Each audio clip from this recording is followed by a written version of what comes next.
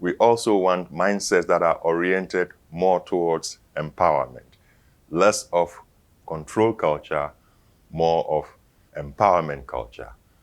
We can look at subcategories under that, less of empowering by weakening others to empowering by lifting others up. What do we mean by that? What we do mean is that, sometimes when we are presenting ourselves as leaders, we want to have others know that we are important. We don't do it by lifting ourselves up and praising ourselves and just saying all the nice accolades about ourselves. Sometimes we do it by bringing others down, by helping other people focus on the negatives in those who we feel are close to us and are in competition with us. So that's one way in which this expresses itself. We can also look at it in terms of the ministries that we represent. There are some who will say, I am for geography. Some will say, I'm for strategy. Some will say, I'm for capacity. And so when we are looking at how do we work together, geography perhaps wants to take more power from strategy so that geography will be empowered, or vice versa, or capacity wanting to take more power and gain more influence as in relation to strategy. Now, it doesn't have to be so. We could also look at global leaders and national leaders, where global may seek to, as it were, gain advantage in terms of all the resources and, in a way, inhibit the access of national ministries to those resources so that the national ministries will need global leadership in order to be able to do what God has called them to do. Well, we want another way of thinking, and that is the orientation to creating win-win situations. It is quite possible that geography will be empowered, strategy will be empowered, capacity will be empowered, and all of them will work together so we can all win together. It is quite possible that global leaders will be fully empowered, and national leaders will also be fully empowered and will work together to achieve the optimum of our potentials. And so that calls for a commitment to empowering by lifting one another up. That is what we are talking about. Then we can also talk about it in terms of less of scarcity mindset and more of abundance mindset. When you look at that, you ask yourself, how does this play out? Well, take a situation where you are very passionate about a particular kind of ministry. And in all sincerity, you feel a sense of entitlement to being the leader for that ministry. Or you just desire to be the leader for that ministry because you care so much about that strategy. But it so happens that you are being asked to move to another area.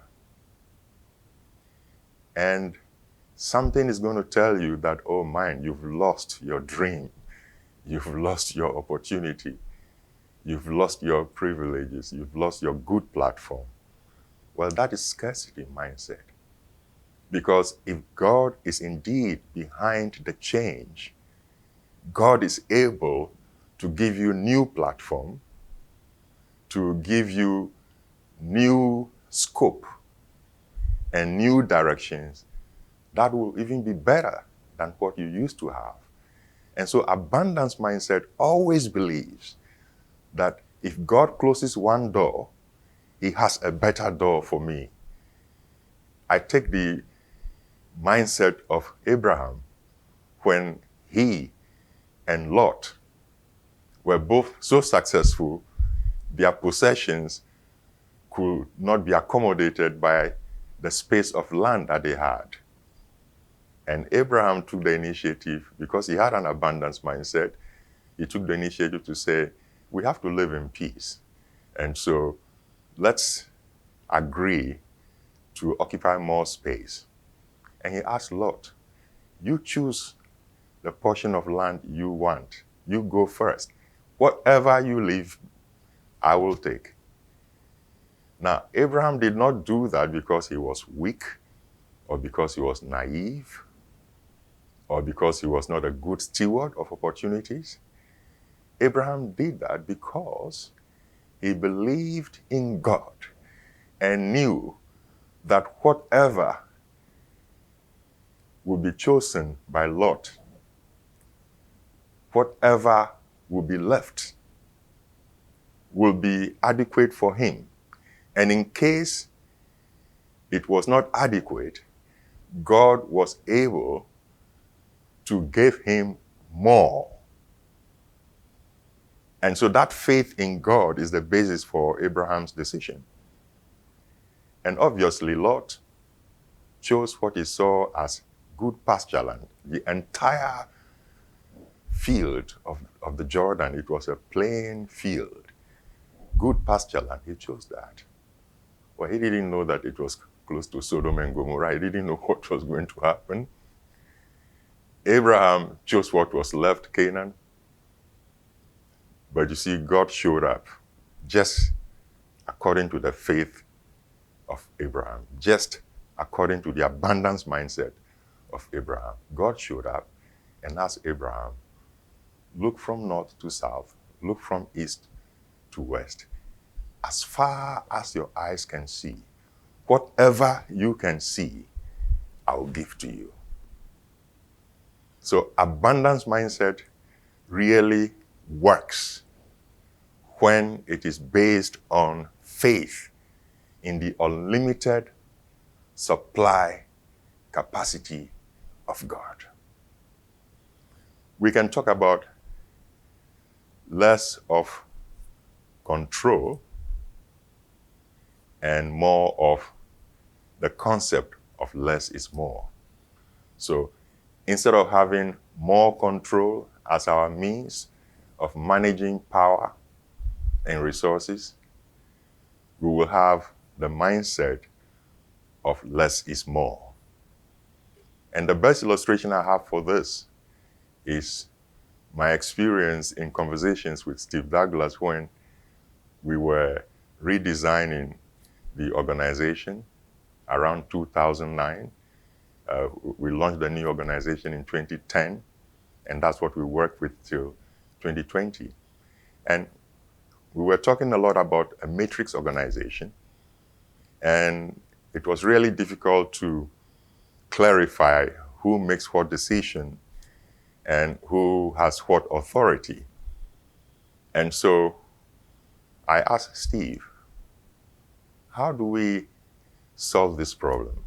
What is really behind the matrix organization? And he explained to me that Philippians 2:1-5 captures the spirit of what he had in mind for a matrix organization. He wanted an organization where leaders will put the interests of others first. And so when each leader was putting the interest of the other first, then they were not only looking at their own interests only, but also the interests of others. When you have that kind of a relational culture, you will realize that in every situation, it will be easy to bring resolution and allow for advancement of the cause of the kingdom.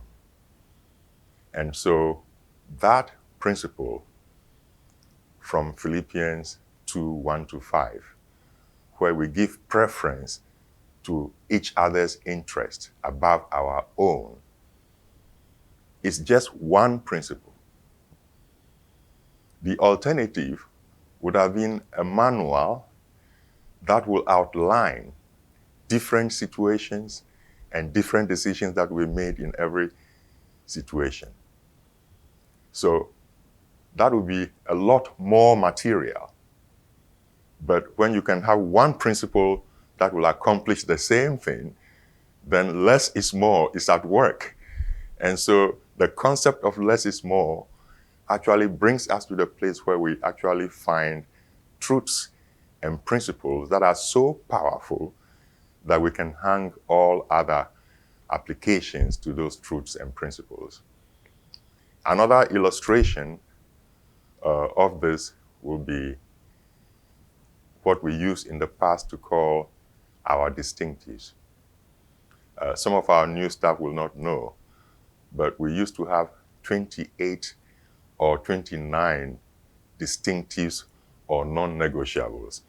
And that is how we described ourselves. These distinctives characterized us, and they made us the organization that we call Campus Crusade for Christ.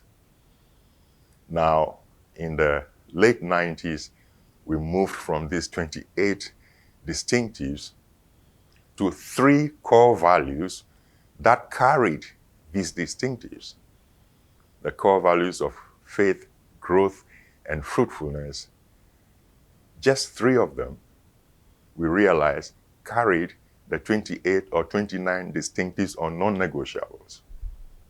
And so it is easy for all of us to remember 3 core values. It is actually more difficult to remember 28 distinctives and use them in leadership. So we want more of such kind of thinking where we work with few principles and provide freedom for diverse applications in different contexts. And so empowerment calls for abundance thinking. It also calls for empowering by lifting up others, and it calls for the embracing of the concept of less is more.